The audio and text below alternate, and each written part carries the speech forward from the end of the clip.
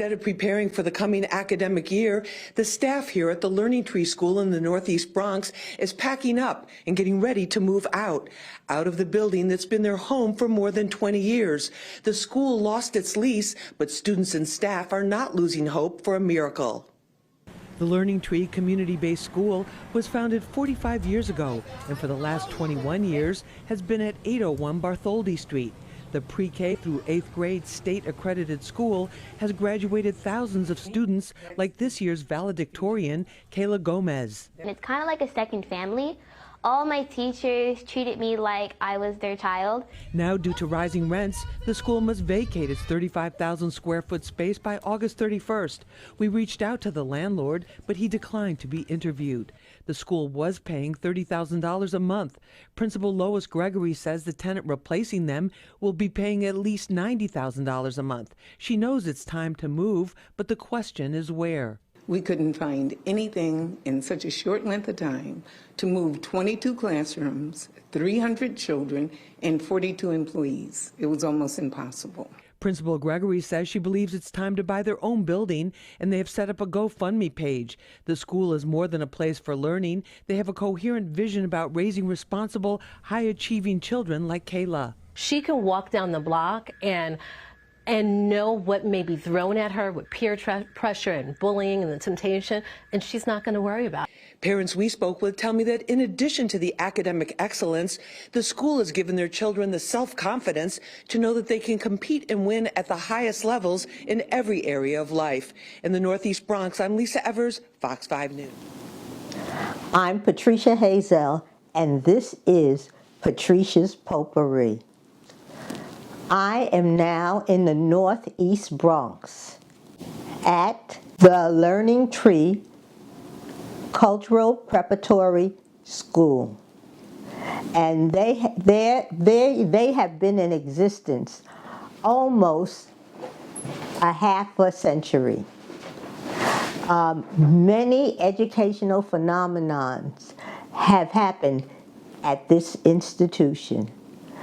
And I would like for you to take you there so you could see some excellent students. Good day, TLT. Good day, Ms. Gurley. All right, we're going to start. You may rise.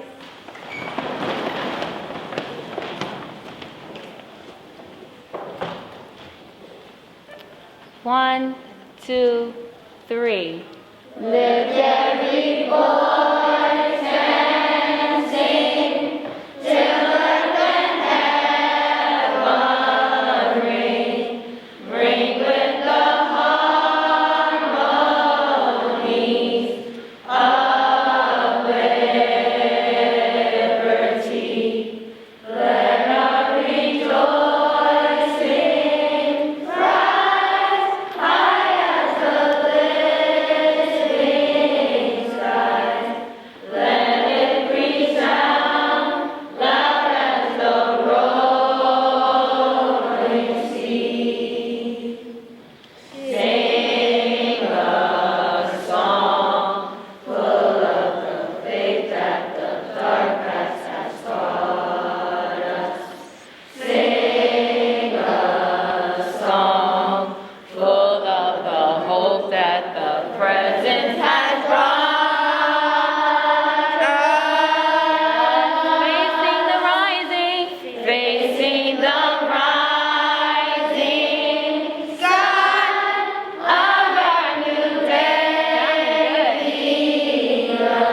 our rejoicing rise high as the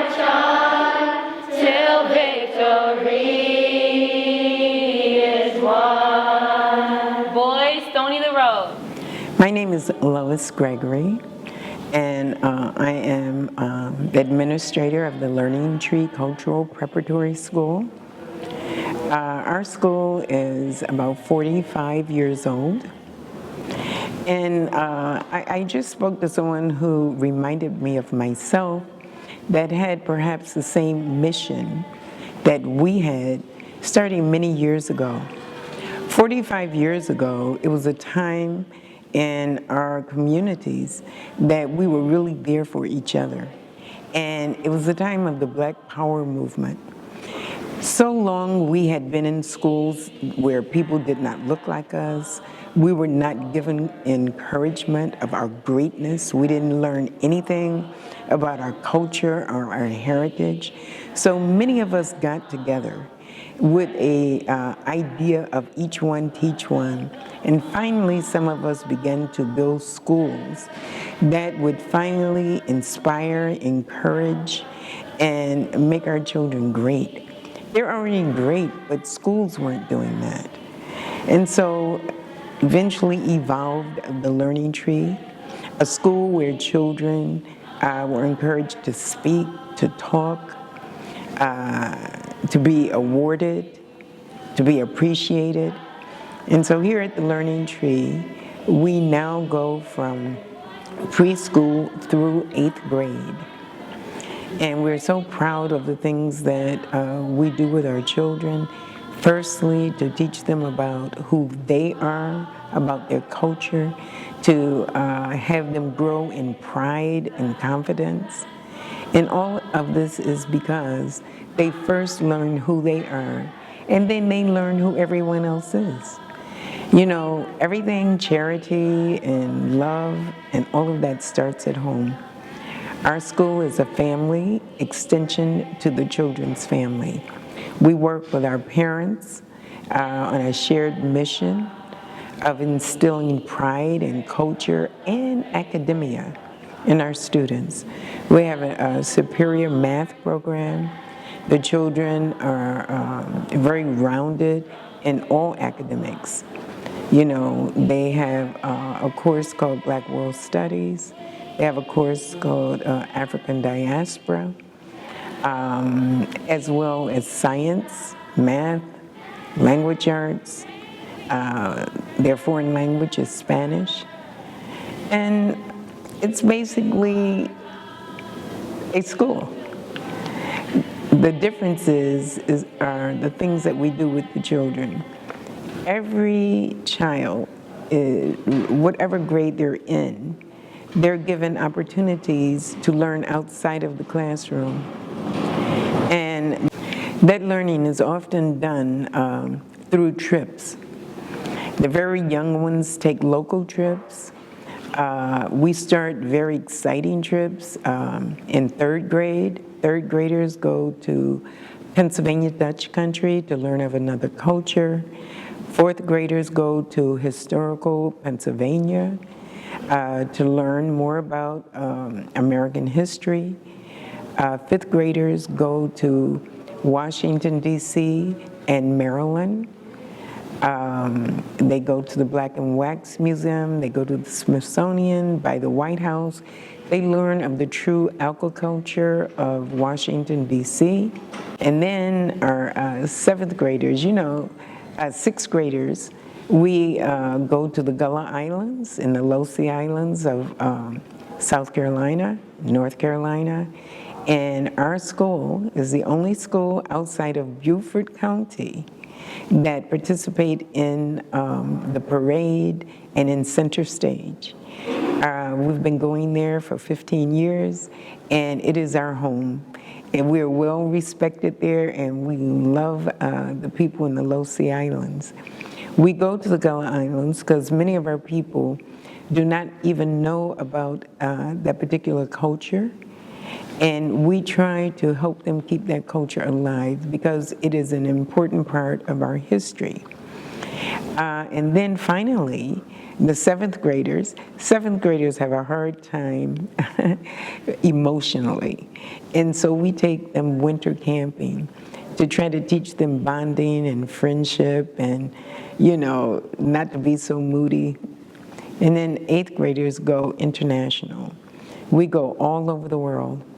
And one of our partners in our travel, he always shares with the children that we will travel the world in search of ourselves because the diaspora is all over. And believe me, wherever we go, we do find ourselves. We've been all over Africa. We've gone to Peru, New Zealand, China, of course, all over Africa, Kenya, Ghana, Egypt, many, many places. But each of these places we go, we share with students there, and we also give school supplies, and we always tell our children, we do not travel as Americans. We travel to learn about ourselves and to respect the culture in which we are amalgamating with. And then the last thing that I would say to introduce our school to you is that we're so proud of our graduating students. Many of them go to some of the elite schools throughout the tri-state area, and many of our students that go to these independent private schools, they go with scholarships. They maintain their high standards, and they just do very well when they leave here. They go to many of the District 2 schools here, public schools in New York. They do very well. And when they go to high school, they are not, some will fall aside as normal, but most of them, they are not swayed by or tempted by things that that won't be good for them. Right. Because we do a prom better than most. Everything we do differently, because we don't want them Google-eyed at what somebody else is doing, because they've done it. Yeah.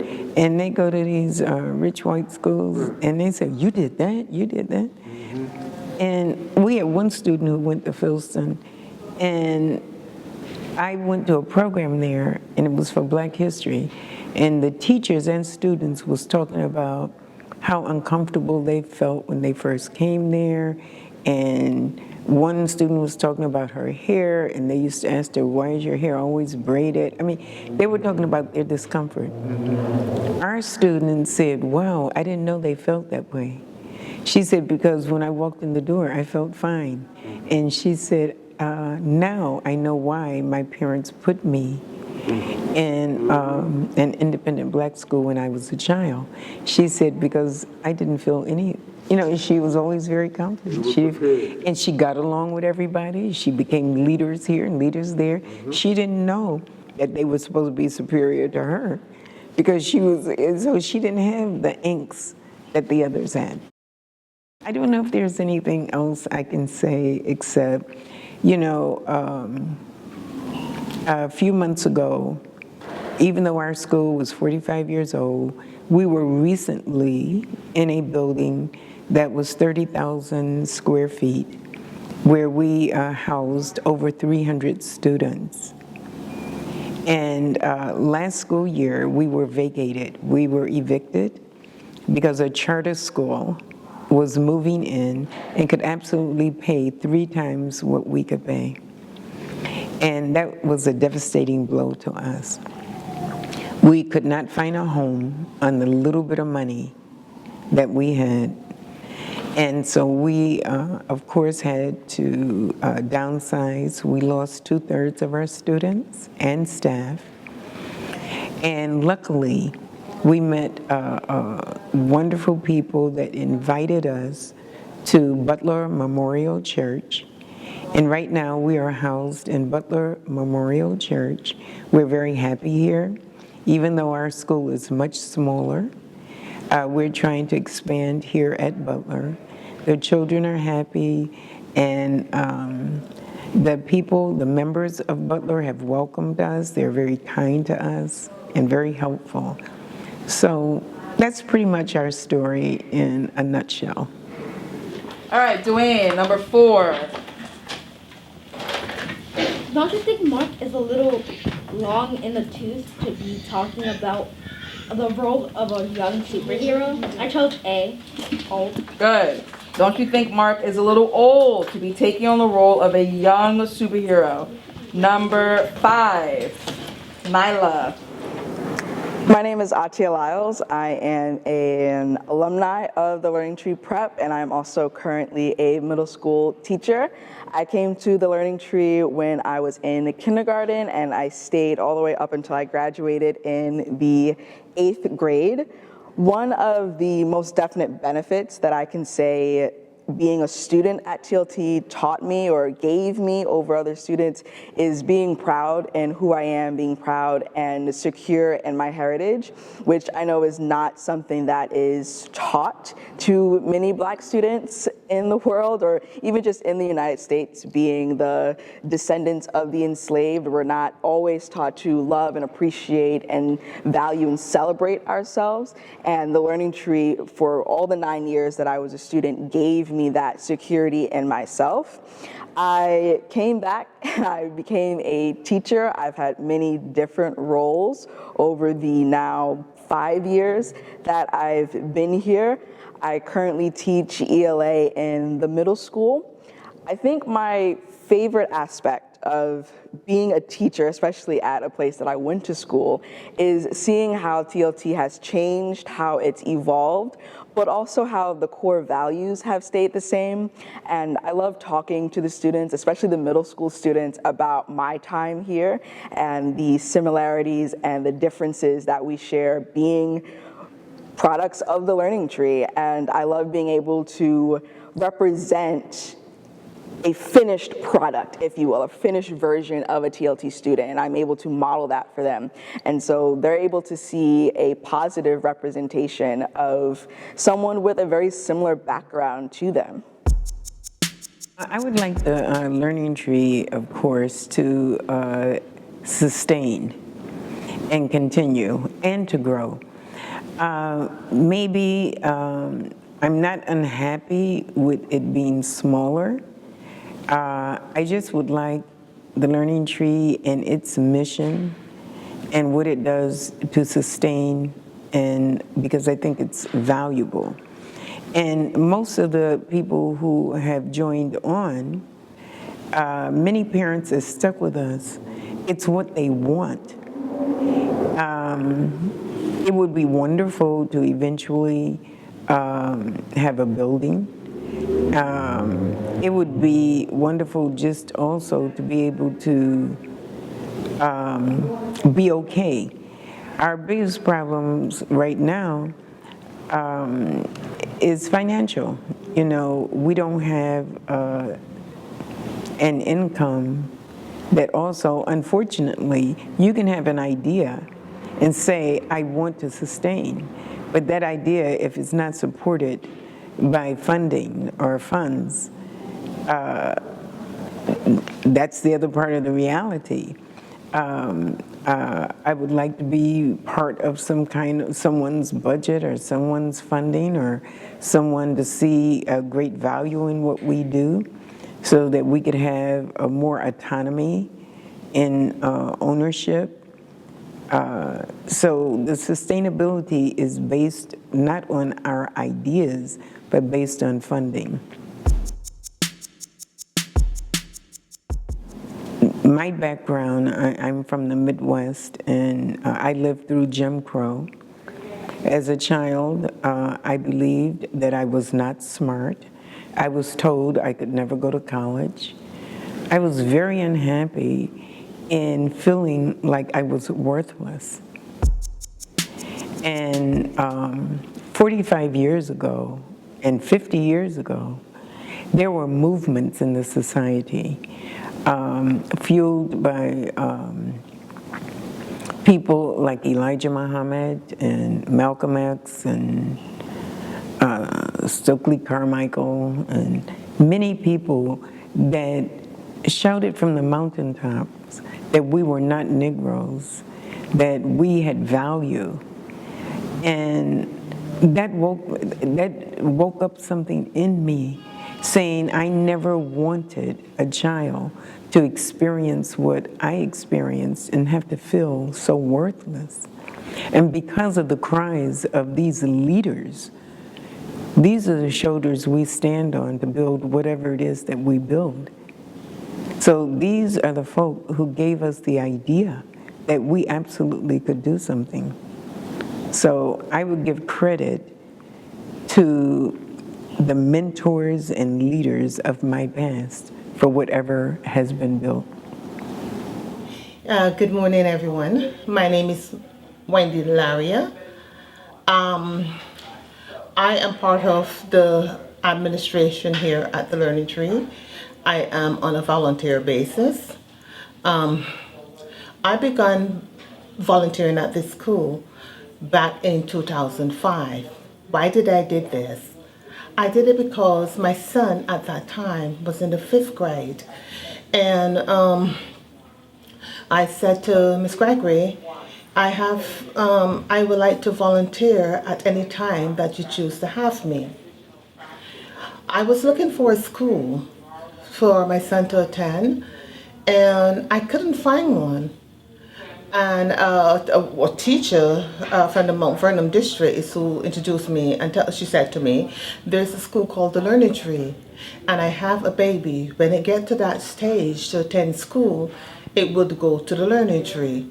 I said to myself, wow, this seems to be a phenomenal school. So I looked it up and I tried to get my son into the school. The morning when I came to the school, from the time I hit the lobby, I realized that there was something special. I don't know if you have ever had a feeling of something greater than you, but I felt this energy and I said, wow, this is where my son is going to be attending. So I called my husband and I said, this is where Junior is going to go. He said, did you meet anyone? I said, no. He said to me, you didn't? So when you meet someone, just call me back. I said, okay. Junior took the test. Long story short, he took the test and he was accepted into the school. I remember when I said to Junior, I found another program, and he said to me, Mom, if you don't take me out of the Learning Tree, I would do anything that you asked me to do. I realized my son was happy in this learning institution. My son later graduated in the top of his class, and he went on an academic scholarship to Iona Prep. From Iona Prep, my son went on to Worcester Polytechnic Institute on also an academic scholarship, and presently he's doing a dual master's in biomechanical engineering and robotics engineering. He should be graduating in May. Why did I decide to stay on as part of this faculty? I believe in giving back to my community. I figure if I could volunteer my services to the school, which I have a tremendous amount of talent, I would say, because I can fit into any, area that they want me to fit into, I feel I'll be giving back to a child. The school will be able to save money on having to employ some person with that. I can give them my services. So that's one of the reasons I decide to stay on with the school. Would I recommend this school to anyone? And it's not because that I'm here at the Learning Tree. I would recommend the Learning Tree because the academics that these children hear, the opportunities that they get from this school. Miss Nina, who's our assistant principal, if she finds out about any sort of program, educational or otherwise, to benefit these children, she will do that. And that's what I admire about the school. So yes, I will at any time recommend this school to any potential parent looking for an education that can teach you about yourself and other cultures. And that's why I stayed here at the Learning Tree. Believe it or not, I do love the Learning Tree. I give back. And I love the children that are in our school, as there are taught principals, love their community, love their elders, recognize and respect other people, all adults. I do love this school. And I hope that if you're looking for a school, that you will be able to give us some sort of consideration. Thank you, and thank you for listening to me. It's a pleasure speaking to all of you. Now, as you have just seen, the Learning Tree has lost its home, and they are looking for a new home. They have a GoFundMe page, and I wish we could all pull together to see these students succeed, and students succeed in the future from this excellent academic preparation. Be honest and clean in all my thoughts, words, and deeds. I pledge to do everything in my power to be a good example to all. I will honor my parents, my elders, my teachers, and my leaders. I will respect those in authority. I will always try to be an asset to my nation. Education is a door that leads to the future's best. Therefore, we must work hard. We will not rest. Let's give Malia a hand clap. Thank you, Malia. You may all be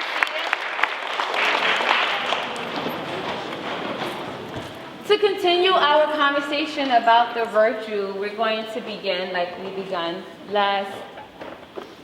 this Monday that just passed. We're going to start our conversation with our fourth graders who are going to come up and give us words from Langston Hughes. Fifth grade, I'm sorry. Fifth grade. All right.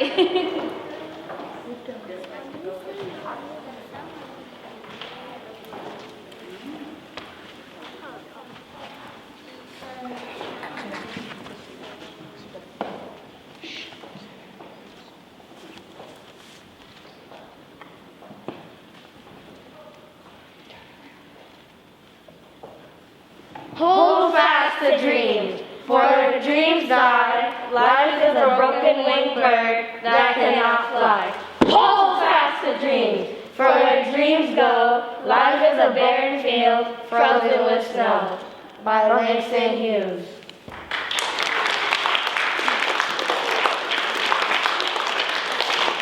Thank you. Fifth grade. Let's give fifth grade one more hand clap.